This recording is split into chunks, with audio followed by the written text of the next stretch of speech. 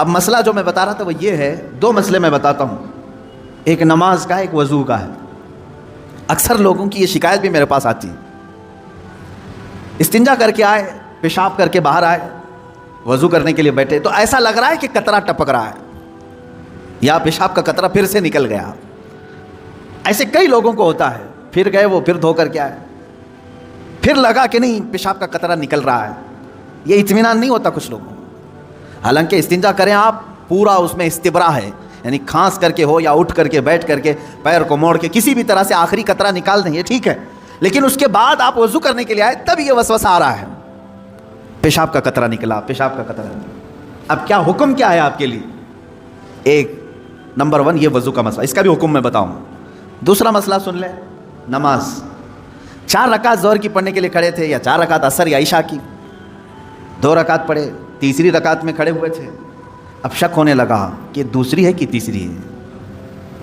تیسری میں کھڑے تھے، یہ شک ہونے لگا یہ چوتھی ہوگی کہ تیسری ہوگی۔ ایسا ہوتا ہے بہت سارے لوگ۔ نماز کا ایک مسئلہ یہ ہے، آپ وضو کا ہے، دونوں کا حکم کیا ہے اس سے میں آپ کو اپنی زندگی کے متعلق بتاؤں گا۔ پہلا والا جو مسئلہ ہے پیشاب کے قطرے کا، پہلی مرتبہ ایسا کبھی ہوا ہے تو جاؤ دھل لو۔ ایک بار ایسا ہوا کہ پیشاب کا قطرہ ٹپکا ہے یا لگ رہا ہے، جاؤ دھل کے آ جاؤ۔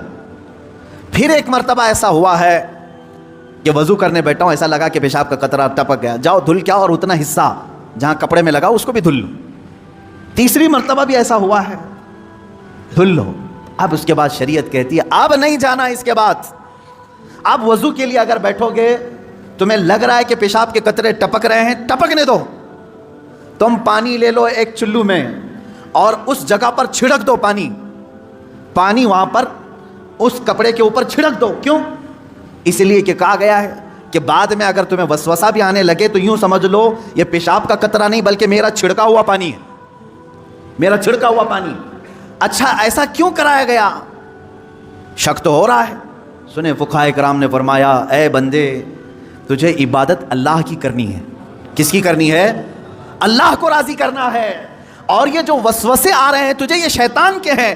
اگر تو بار بار اٹھ کر کے دھونے کے لیے چلا جائے گا تو بات یہ ہوگی کہ تو شیطان کی پیروی کر رہا ہے اللہ کو چھوڑ کر کے۔ یہاں شریعت نے یہاں تک کہا کہ شیطان کی پیروی ہو جائے گی اگر کثرت سے تو کرنے لگ گیا۔ جب شیطان وسوسہ ڈالا اٹھ گئے، جب شیطان شک ڈالا پھر اٹھ گئے۔ بار بار اگر خیال آ رہا ہے تو اس پر عمل کرنا جائز نہیں۔ پانی چھڑک لو اور کہو میں شیطان کی پیروی نہیں کروں گا، میرے مولا کی عبادت کروں گا۔ دوسرا مسئلہ نماز کا کہ جس میں اگر 3 میں 4 میں شک ہو، ایک بار ہو گیا تو چلو دوہرا لو، 2 بار ہو گیا تو چلو ٹھیک ہے، جتنا یقین ہے اس کے آگے کی رکعتیں پڑھ لو۔ اب اگر بار بار ایسا شک ہوتا ہے تو فرمایا گیا اپنی نماز ویسی ہی کمپلیٹ کرو، اس لیے کہ یہ شیطان تمہیں وسوسے ڈال رہا ہے۔ اگر تم اس کے وسوسوں کی طرف جاؤ گے تو یہاں ہوگا یہ کہ تم شیطان کی پیروی میں لگ گئے۔ حقیقت میں نماز تو رحمان کی عبادت ہے۔ آپ سمجھ رہے ہیں؟ یہ 2 مسئلوں سے میں تمہیں بتاؤں گا میرے عزیزو، پوری زندگی بھر شیطان اسی طرح سے کرتا ہے، تمہیں اپنے اصلی مقصد سے ڈائیورٹ کر کے کسی عام فضول چیز میں لگا دیتا ہے، فضول چیز میں لگا دیتا ہے۔ اسی لیے اب جیسے کسی نے اپنے پورے گھر کی فکر میں، اپنی جائیداد کی فکر میں پوری زندگی ختم کر دی، اسے معلوم ہی نہیں کتنے دن رہنے والا تھا، کتنی عمارتیں بنا رہا ہے، کتنی چھتیں قائم کرے گا۔ اے بندے، تیری زندگی لمبی سے لمبی جاتی تو 70-80 سال کی، تو بنا ہی رہا ہے 30-40 سال کی عمر میں، بچے ہیں تیرے پاس 25-30 سال، ان 25-30 سالوں کے لیے تو نے اپنی پوری زندگی جھونک دی، صحت و طبیعت سب برباد کر ڈالی۔ لیکن جہاں 100 سال سونا ہے کہ 200 سال کہ 500 سال کہ 1000 سال، ہمیں معلوم نہیں قبرستان میں کتنا سونا ہے، وہاں کے لیے بندہ ایک رات کی بھی عبادت کرنے کو تیار نہیں، ایک تسبیح گھمانے کو بھی تیار نہیں، وہاں کی عمارت تیار کرنے کو بندہ تیار نہیں۔ یہ شیطان ڈائیورٹ کر چکا ہے تمہیں، تمہاری اصلی منزل تو وہ تھی، تمہیں لگا دیا کسی اور کام میں، تمہیں لگا دیا کسی اور کام میں۔ عزیزان گرامی، اسی لیے تو شاعر نے کہا تھا آگاہ اپنی موت سے کوئی بشر نہیں، سامان 100 برس کا ہے پل کی خبر نہیں، 100 برس کے پلان ہے پل کی خبر نہیں۔ تو شیطان اس طرح سے جو ہر زندگی میں ڈائیورٹ کرتا ہے۔ اب میں آپ کو بتاؤں ایک چیز، جن چیزوں کو ہم سمجھتے ہیں کہ یہی کل ہے دنیا میں، نوجوان یہ سمجھتا ہے کہ ایک خوبصورت لڑکی مل جائے پوری زندگی ہے، دیکھو اسی پر تو شعر و شاعری کرتا ہے، اسی پر تو پوری محبت کے نغمے گاتا ہے، اسے معلوم نہیں کتنے دن کیا یہ عائش ہے۔ اور کچھ لوگ یہ سمجھتے ہیں کہ مال، گاڑی، کار، بنگلہ ہو جائے یہی سب کچھ ہے۔ تقریباً انہی میں ہم سب دوڑ رہے ہیں، انہی میں ہم دوڑ رہے ہیں۔ ایک بادشاہ نے اعلان کیا کہ آج میری عنایتوں کا دریا جوش میں ہے، میں خوب عطا کروں گا۔ لوگوں کو بلایا، ایک کوئی بندہ ایسا آ جائے جس کے لیے میں کہتا ہوں اپنے ہاتھ میں ایک چھڑی لے لے، لکڑی لے لے، اور وہ زمین پر دائرہ کھینچتا جائے صبح فجر کے بعد۔ اب وہ دائرہ کھینچتا کھینچتا سورج کے ڈوبنے سے پہلے پہلے تک جتنا دائرہ کھینچ لے گا وہ پوری زمین اس کے نام پہ کر دوں گا۔ دن بھر میں آپ کتنے ایکڑ کھینچ لیں گے؟ اگر فری میں مل رہا ہے تو کون چھوڑے گا؟ دائرہ کھینچنے کے لیے کہا کہ جو لکیر سے سرکل بنا لے، جتنا بنا لے گا، لیکن ٹائم ہے سورج ڈوبنے سے پہلے پہلے تک۔ اس میں سے ایک وزیر یا ایک سپاہی آگے آیا اور اس نے اپنے ہاتھ میں چھڑی لے لی، بادشاہ سلامت مجھے اجازت دے دے۔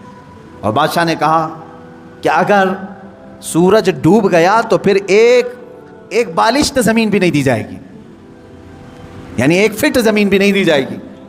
ہاں، سورج ڈوبنے سے پہلے پہلے تک یہاں پر دائرہ مکمل کر۔ اب وہ نکلا چھڑی لے کر کے، لکیر کھینچتے کھینچتے، اسے بہت بڑی زمین چاہیے تھی، اتنی بڑی کہ اس سلطنت میں کسی کی نہ ہو، جب فری میں مل رہی ہے۔ کھینچتا کھینچتا وہ گیا، کافی دور تک چلا گیا، دوپہر ہو گئی، تھک گیا، کچھ دوڑا کچھ چلا۔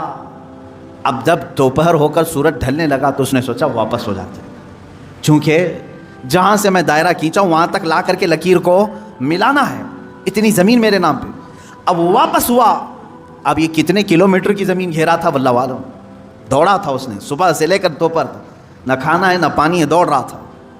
دوڑتے دوڑتے سورج پیلا ہو گیا، عصر کا وقت آ گیا۔ اب اس نے دیکھا کہ بادشاہ کا محل اور سپاہی سب قریب نظر آ رہے ہیں، دل میں ٹھنڈک ہو گئی، میں پہنچ جاؤں گا سورج کے ڈوبنے سے پہلے پہلے، میرے بگننگ پوائنٹ جو ہے جہاں سے سٹارٹ ہوا تو وہاں تک پہنچنا ہے مجھے۔ لیکن تھک گیا تھا، آزاد جواب دے رہے تھے، نڈھال ہو گیا، شاید آدھا کلومیٹر یا 1 کلومیٹر باقی رہ گیا ہوگا، چلنے کی سکت نہیں رہی۔ لیکن باہر سے وہاں سے لوگ آوازیں دے رہے تھے، بہت لمبی زمین تو نے گھیرا ہے، اتنی بڑی زمین کسی کو نہیں ملی سلطنت میں، آ جا دوڑتے ہوئے۔ کچھ لوگوں نے ہمت دکھائی، حوصلہ دلایا، دوڑا اور تیزی سے دوڑا، پھر دوڑا، سورج ڈوبنے کے بالکل پاس میں آ گیا، سورج غروب ہونے کے لیے بس آدھا سورج اندر جا چکا تھا، اور اس کا پوائنٹ جہاں سے شروع کیا تھا وہ بھی قریب نظر آ رہا تھا، وہ بھی قریب نظر آ رہا تھا۔ دوڑا اور دوڑا، یہاں تک کہ اپنے اس پوائنٹ کے بالکل پاس میں پہنچا، لیکن سورج ڈوبا۔ کتنا باقی تھا؟